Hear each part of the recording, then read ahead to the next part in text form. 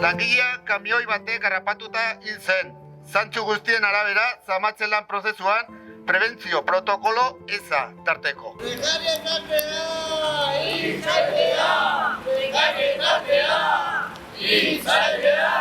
Salatzen dugu, 78 langile hil direla lan istripuz dagoeneko Euskal Herrian. Horietarik, 24 Nafarroan.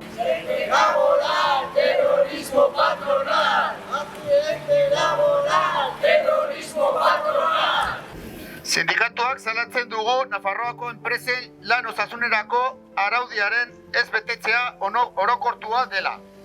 Hau berriki Maria Txibiteren gobernuak ikerketa txosten batean neurtu du. Ez betetxe mailan enpresen 80%an kokatuz. Hau da benetako aberrazioa.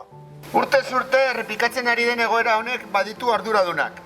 Lehenik, prebentzioa egiten ez duten enpresariek eta jarraian betearazpena sustatzen ez duten gobernuek.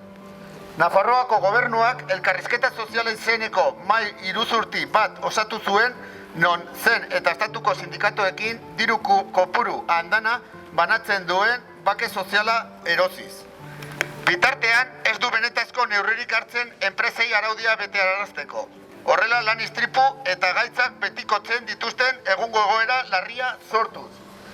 Ez direlako kasualitatezko lan istripuak. Patronalaren impunitateari ez. No son accidentes. Son asesinatos. La Osasuna, defenda dezagun. La Osasuna.